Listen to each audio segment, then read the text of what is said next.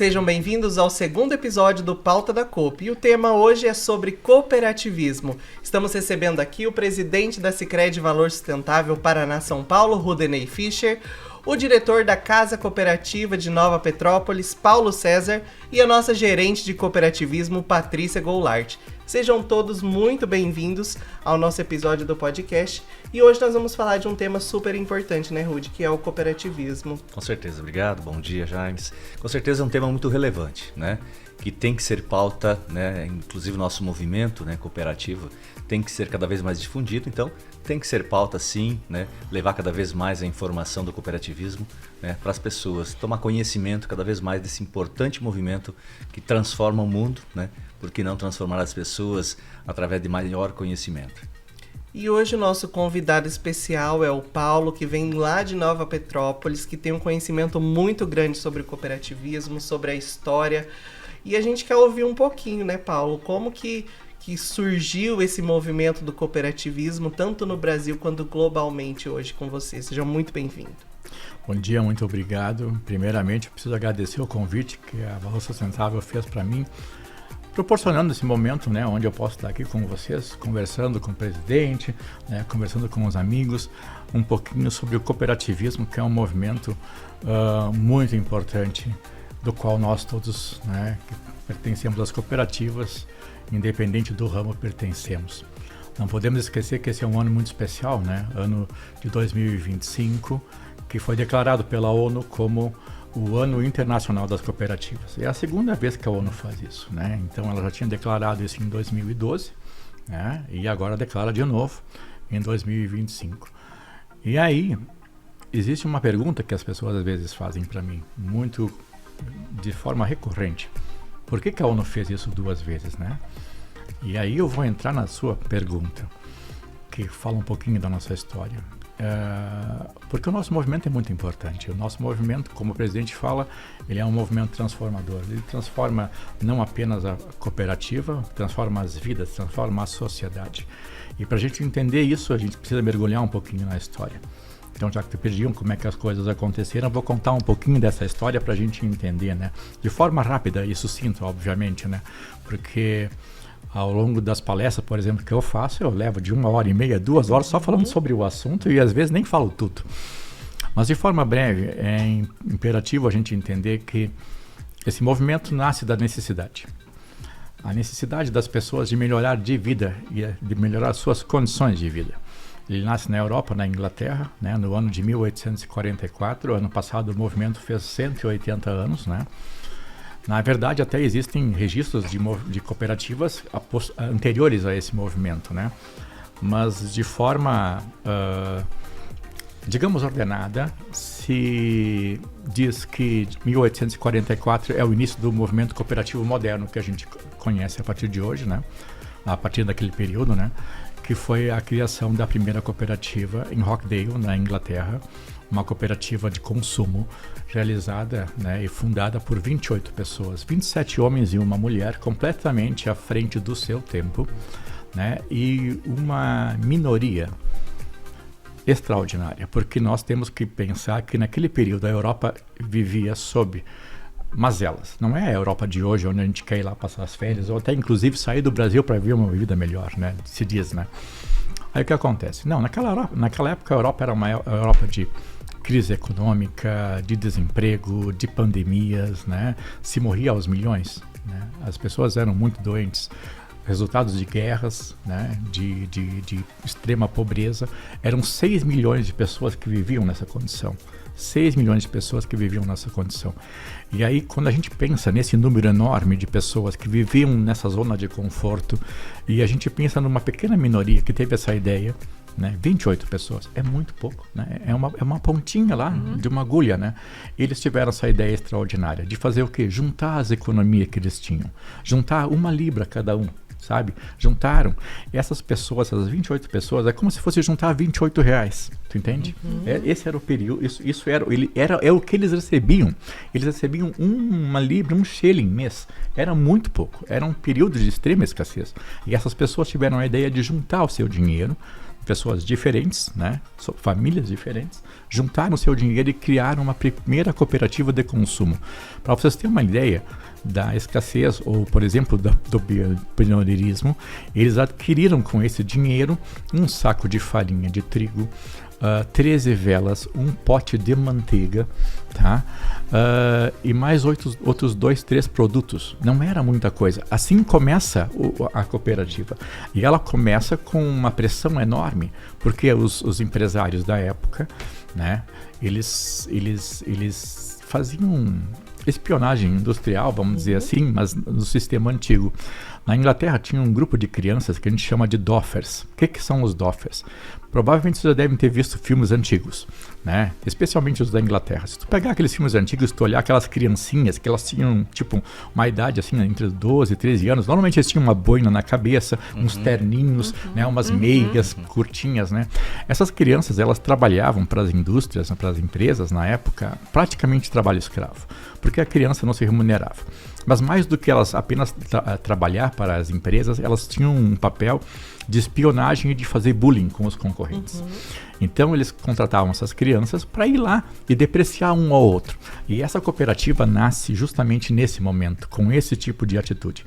E essas crianças passaram durante meses ridicularizando, tirando a importância da cooperativa. Foram muitos os desafios que os pioneiros de Rockdale tiveram para enfrentar. Eles não foi um trabalho fácil, não é uma história bonita, é uma história, é um drama, é um drama triste de pessoas que estavam tentando lutar pela vida deles, né? E Robert Owens, que foi um dos principais personagens dessa história, eles estavam quase à beira de desistir, né? A verdade seja dita, toda a história de vitória, ela é uma história, ela tem uma jornada de herói, né? E lá pelas tantas eles perseveraram, fizeram o quê? Em vez de comprar das empresas que estavam ao seu redor, foram para outras cidades, pegaram de outras empresas, né, e trouxeram a sua mercadoria lá, e o que aconteceu? A cooperativa sobreviveu. Mais do que sobreviver, a cooperativa se transformou num modelo de negócio. Um modelo de negócio que se transformou para uma alternativa social. De repente, aquele monte de pessoas que estavam em um sistema social sofrendo, entenderam que juntos poderiam fazer uma coisa completamente diferente e podiam ser donas do seu próprio negócio quando eles trabalhavam de forma conjunta. E aí nasce o movimento cooperativo lá na Inglaterra. Posterior a isso, o que acontece? Uma revolução, né? As cooperativas se transformam numa verdadeira febre a nível europeu. Não era só mais na Inglaterra, elas começam a surgir e pipocar em uma e outra cidade, né, da Europa, e vai criando uma atrás da outra, a ponto de que, de repente, as pessoas começam a pensar em conceitos diferentes, porque ela nasce como de consumo, como se fosse um pequeno supermercado, mais especificamente. As pessoas mais antigas, acho que o Rudinei, vocês são todos mais novos do que eu, vocês não vão lembrar disso, mas antigamente era uma venda de secos e molhados. Isso, perfeito. Era aquele mercadinho antigo do interior, onde você vendia a pá, o pão, a manteiga, o veneno, o fumo, né, o arame, tudo no mesmo balcão, entende?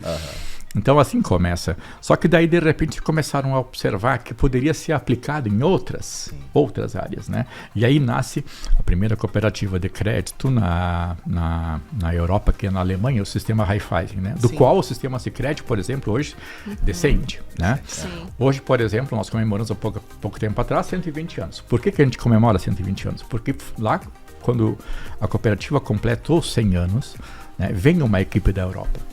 Vem uma equipe da Europa do sistema Raiffeisen para analisar as documentações, né, do princípio, do início das atividades da cooperativa. E daí se constatou de fato que o nosso patrono, o padre Amsterdam, já vou chegar nessa história, trouxe o sistema Raiffeisen para nós, né? Então nós temos hoje 120 anos porque nós descendemos do sistema Raiffeisen que nasce na Europa, a partir desse movimento que nasce em Rochdale, que daí as pessoas percebem que podiam aplicar em outras áreas. E aí nasce também o cooperativismo de crédito, do qual hoje a Valor Sustentável faz parte, né? O sistema Sicredi, então, por exemplo, né, é uma cooperativa de crédito. Você diz, Paulo, que nós poderíamos ser o primeiro das Américas, porque tem Desjardins, né, no Canadá, Canadá, que se eles tivessem vindo antes, com certeza avaliar, analisar a questão do padre, o modelo do padre, nós seríamos a primeira das Américas. Sim, o Canadá é 1900 e a nossa é 1902, né? Então foi por pouco, muito né? pouco. Mas nós fomos considerados a primeira cooperativa de crédito da América Latina, né?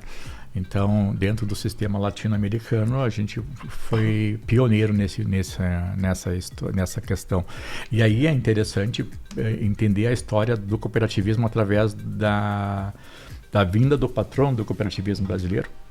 Hoje o padre Teodoro Amsterdam, ele é patrono do cooperativismo brasileiro a partir de uma lei federal datada de 2019, né? Ele começa a sua vida como representante do cooperativismo de crédito. Mas dado não o fato de ter fundado a primeira cooperativa, não é isso que tornou ele patrono do cooperativismo. Na verdade, é a história de vida do padre Amsterdam, né, que torna ele patrono hoje do cooperativismo, do movimento como todo, de todos os ramos, né, todos. Então, o Amsterdam, ele é um personagem muito importante, porque enquanto ele está se transformando, se formando em jesuíta, né? Ele é natural da Suíça, mas ele tem uma formação acadêmica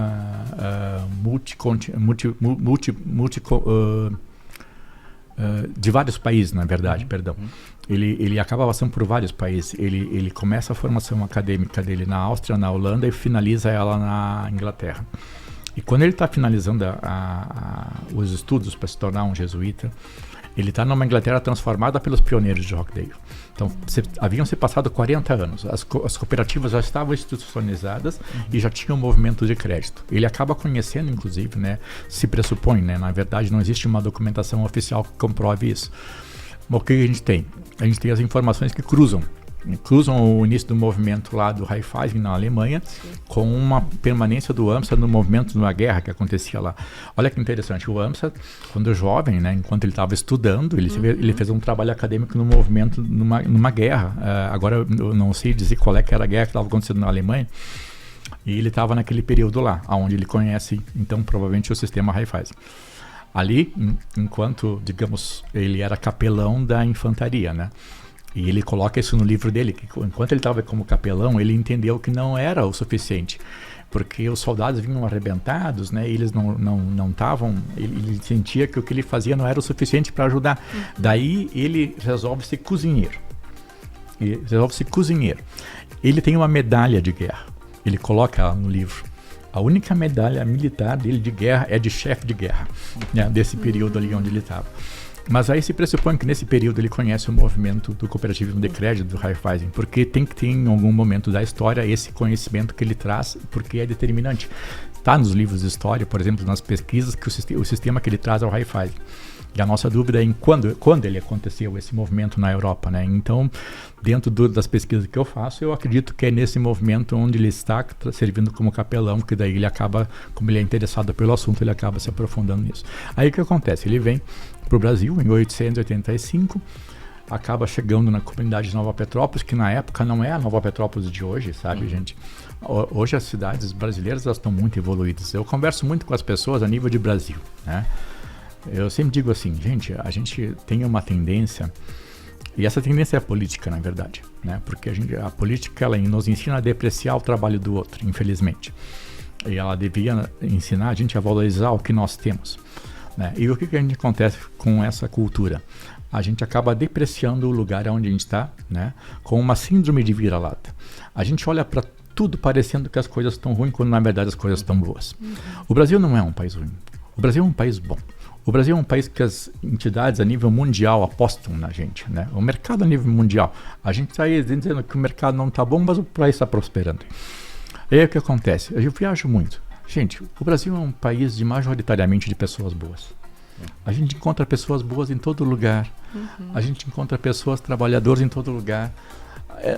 Essa criminalidade existe, mas é muito baixa.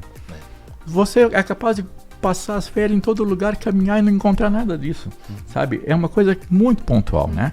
E que a gente acaba exagerando. O que acontece? Nova Petrópolis não era assim naquele período. Nova Petrópolis era exatamente o que se descreve hoje. Nova Petrópolis era um lugar extremamente pobre, vulnerável, com muitas condições ruins. Quando o Amsterdã acaba chegando lá, e ele era católico, né? Ele encontra aquela comunidade de Nova Petrópolis extremamente carente. Nós éramos descritos nos livros de história pelos primeiros diretores coloniais da colônia provincial de Nova Petrópolis como paupérrimos. A gente não teve acesso a sal, presidente. Sal, durante 10 anos. Pensem em vocês comendo arroz sem sal. Acham que isso é bom? Não é, né? A gente não gosta. Agora imagine não só comendo o arroz, mas toda a refeição. E não só uma vez, mas todos os dias, durante 10 anos.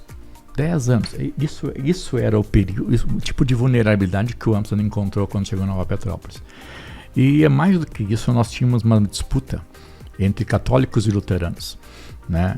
Hoje, eu sempre digo, polarização sempre vai ter, tá, gente? As pessoas sempre buscam o poder, né? Não se iludam. Amanhã você coloca aquele cidadão que você quer colocar como presidente, no ano seguinte vai ter um outro que vai disputar e tu vai estar dividindo a disputa com aquele outro. É a mesma coisa, sempre vai ter. Aí o que acontece? Essas pessoas estavam lá com as suas disputas, brigando, não se entendendo, né? E afundando na pobreza.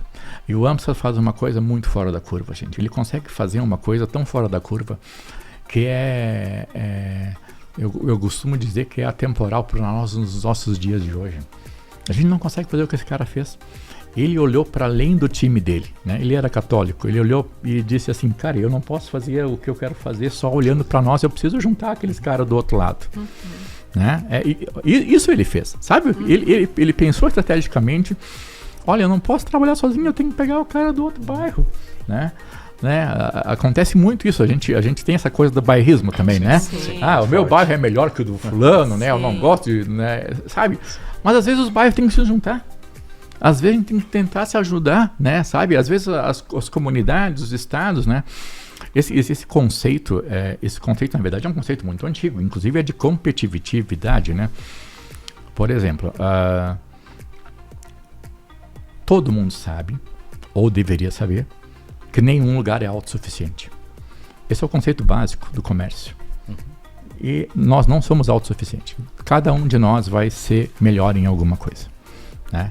Fulano vai ser melhor em criar um produto, outro em produzir um produto, sempre vai ser isso. Nenhuma economia, nenhuma cidade, nenhum município, nenhum estado, nenhum país é autossuficiente. Nós sempre precisamos. Esse conceito, na verdade, inclusive, é o que enriquece o planeta. Talvez vocês são muito jovens, mas eu tenho certeza que o presidente Rudinei, não sei a tua idade, mas eu tenho 50. Quantos tu tem? 49. 49. 50, mas então, mas eu somos tenho, da mesma geração. Então o Rudinei, ele vai entender o que eu estou dizendo, tá? E é necessário que a gente diga isso, porque as pessoas, elas esquecem e outras pessoas nascem e não sabem. Mas há 50 anos atrás, nosso país era terceiro mundo. E não era só nosso país. Era uma grande parte da economia global do nosso país. Por quê? Porque nós vivíamos dentro de economias internas. A partir do momento em que a gente percebe isso e se cria o movimento de globalização, a gente começa a trabalhar com os outros, né? O mundo enriquece. Né? Não digo que é o modelo capitalista, o mundo enriquece a partir da globalização, no momento que a gente dá valor aos nossos vizinhos. O Amsterdã entendeu isso, gente, há 120 anos atrás. Há 120 anos atrás, lá naquele momento crucial da criação da cooperativa, ele entendeu isso. Ele disse assim, gente, a gente não tem como viver sozinho, não dá. Os problemas não estão dentro da igreja, estão lá de fora. E aí, o que ele faz? Ele funda a cooperativa. Majoritariamente com católicos, né? A grande maioria deles, ele incluso, mas ele convida um luterano. E percebam o tamanho da grandeza desse movimento, porque o Amsterdã, ele é um sacerdote jesuíta, tá? E o movimento luterano, ele é uma dissidência da Igreja Católica. Praticamente alemães também. Sim, né? sim, são A grande maioria dessas pessoas, eles eram o movimento luterano nasce com Martinho Lutero, que é alemão, né? E aí a Igreja Católica começa a perder um número de fiéis muito grande. Aí eles precisam reagir a esse movimento. O que eles fazem? Eles incumbem a Companhia de Jesus, os jesuítas, para combater o luteranismo. O Amstel, ele foi educado, doutrinado, catequizado para não aceitar o luteranismo, gente. Para ser um opositor do luteranismo. E na fundação da cooperativa, na criação da cooperativa, ele dá um passo muito disruptivo. Ele abre as portas para os luteranos, ele convida um luterano. E sabe o que faz com esse luterano, gente? Ele coloca ele de presidente. E ele coloca o cara que seria, digamos, a oposição política dele como presidente. Quem é que faz isso nos dias de hoje? Né? E olha que movimento maluco, né? Porque todo mundo cria teses a partir desse movimento, né? Então é bem interessante, porque quando o cara é católico, eles dizem assim... Eles colocaram ele de luterano, mas quem mandava era os católicos, porque a gente tinha um número maior, sabe? É isso que o pessoal diz. Quando vem os luteranos, eles dizem o seguinte, tá certo que ser um luterano vai comandar um monte de católicos, sabe? Eu não sei qual foi o raciocínio dele, né? Mas você pega, Paulo, também a questão das mulheres, né? Dos cursos dele, sempre na pauta dele também. Inclusão das mulheres. Um chamado para as mulheres também participarem, se envolverem, né? Nesse primeiro momento, elas já faziam-se presente? É muito importante entender que a sociedade naquele momento era diferente, né? Sim, ela era uma sociedade que ela era patriarcal, né? Então, o momento da criação da cooperativa, nós temos apenas 20 fundadores, no caso, e todos homens, né? Certo. Mas, por exemplo, né, a gente está fazendo uma imagem de IA, né? Hoje em dia a gente trabalha muito com a IA, né? E aonde a gente está prevendo que tinha mulheres junto, né? Não necessariamente na fundação, mas presente na ata de reunião. E isso se comprova num outro momento, 10 anos depois. 10 anos depois, o Amstel cria uma instituição que, para ele, é o amor da vida dele. Às vezes, o pessoal da cooperativa não gosta muito que eu falo isso, né? Porque a gente estava falando de cooperativismo, né? E daí ele ama uma outra instituição. Mas é importante entender que, na época, o cooperativismo era um pouco diferente do como a gente tem ali hoje. Hoje nós temos bem definido, né, a questão econômica e social. Na época era um pouco diferente. E a cooperativa, ela se cria pela questão econômica, né? O que se buscava era liberdade econômica, né? E por que isso? Porque verdade seja dita, gente, primeiro tu se estrutura, depois tu ajuda. Sim. Tá? Sim. Então não adianta, a gente estava falando sobre assistencialismo antes, né? Sim. Então, gente, tu não pode ajudar se tu não tem. Né? Se eu só tenho 10 reais e eu der para alguém que precisa de 10 reais, os meus 10, e essa pessoa vai gastar os 10 dela e nós dois vamos ficar sem nada. Não é assim que funciona. Tá? Primeiro tu estrutura, depois tu ajuda, né? Então o que aconteceu na época? Primeiro o Amstel cria a cooperativa de crédito, dá liberdade econômica, as pessoas criam as instituições. 10 anos depois ele cria a instituição que é o amor da vida dele, que daí faz as ações assistenciais, né? É como se fosse criar um setor separado dentro da cooperativa, certo? A fundação que nós temos que tem hoje. Isso, e nessa fundação dessa instituição que foi o amor da vida dele, ali tem uma ata que é, assim, eu diria que é um tesouro nacional. Uma ata que ele redigiu, aonde ele contesta publicamente, né? A gente percebe pelo teor da ata que ele queria incluir as mulheres como associadas da entidade. Só que daí dá algum tipo de discussão, né? Imagina, a sociedade era patriarcal, não, as mulheres não podem, não sei o quê, né? Mas pela opinião dele, que ele deixa registrado, tá lá. Eu tive a oportunidade de ler essa matéria. Tá registrado. Ele diz assim, ó, moças, mulheres, se unam para participar da entidade com um número maior de votos para ganhar os direitos de volta, né? Exatamente. Ali a gente percebe que ele era, né, a favor da inclusão feminina. Sabiam que as cooperativas é um movimento da juventude? A primeira cooperativa foi criada por jovens, não foram os pais. Lá na fundação não está o Joseph Neumann Sênior, está o Joseph Neumann Sênior, filho. O sênior entra depois da cooperativa constituída, ele assume a gerência, mas quem funda é o filho. Quem queria mudar eram os jovens. Inclusive, pouco se fala disso, mas existe um livro chamado O Livro das Casas. O que é o Livro das Casas?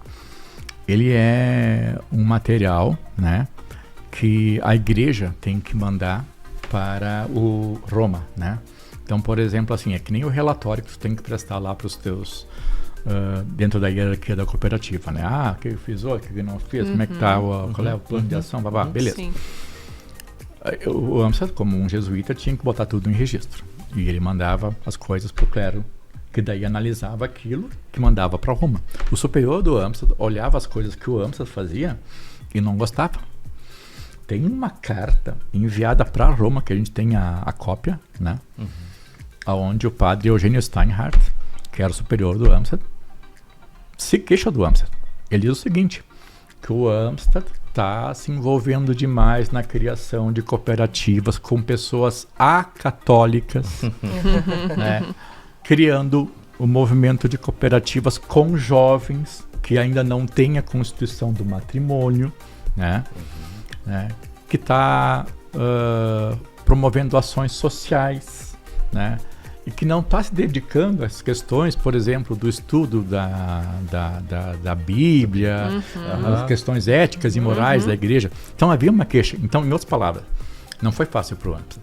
O Amstrad criou um movimento que foi disruptivo. A gente acha que a gente faz as coisas de inovação hoje, né, gente? Sempre teve inovação. O Amstrad foi uma pessoa que criou uma coisa inovadora, né? Então, lá atrás, presidente, ele trabalhou pelos jovens, pelas mulheres, pelas minorias, né? Então são questões que são muito importantes às vezes a gente discutir. E o Amstrad lá atrás, ele foi uma pessoa inclusiva. E muita pouca gente lembra também, sabe o quê? A gente lembra dele montado na Diana, né? Isso. Pra cima e pra baixo andando na Diana. E a gente esquece que o Amstrad foi cadeirante. O Amstrad foi cadeirante. Ao final da vida, ele passa os últimos 13 anos da vida dele trabalhando como cadeirante pelas cooperativas. Inclusive os congressos nacionais que nasceram a partir daquele movimento, presidente, né? Porque as cooperativas proliferaram. A partir da primeira cooperativa, em 1902, né? Da qual o Sistema Sicredi hoje é o grande herdeiro dessa grande história, né? A Valor Sustentável faz parte dessa história. Sim. A partir daquele momento, começa a se criar uma cooperativa atrás da outra. Porque aquilo deu liberdade econômica para as comunidades. Isso é muito importante entender, né? Quando a gente estava falando no início, o que uma cooperativa faz? A cooperativa dá uma liberdade econômica, dá condição de desenvolvimento. Ninguém enriquece através de uma cooperativa. A gente enriquece através do nosso trabalho. A cooperativa é a ferramenta que faz com que a gente trabalhe melhor o excesso para as nossas comunidades onde a gente está. A gente, dentro do conceito de riqueza, que é muito básico, quando a gente gera riqueza no lugar onde a gente está, a gente prospera aquele lugar onde nós estamos. Os estados do sul são fortes, por quê? Porque tem muitas cooperativas, gente. Então, muitas cooperativas. As pessoas trabalham nos lugares onde elas estão e a riqueza fica onde elas estão. O que acontece? O Paulo, mas tu acabou de dizer que nenhuma comunidade depende de uma sozinho. Não, de fato, eu não estou dizendo que a gente não vai trabalhar com as outras comunidades. Eu estou de Nova Petrópolis aqui, estou trazendo... Se eu saio de Nova Petrópolis, o que eu gasto no hotel aqui é riqueza que sai de Nova Petrópolis e vem para cá. Sim, a gente precisa do comércio, né, um do outro. Mas a gente também precisa com que a gente tenha consciência de enriquecer os lugares onde está. E o cooperativismo faz isso. Esse é o movimento que se criou lá atrás. É por isso que a gente fala que se traz independência econômica e social para o lugar onde a gente está. Porque a gente gera riqueza aonde nós estamos. E esse movimento nasce lá com o padre Amstrad.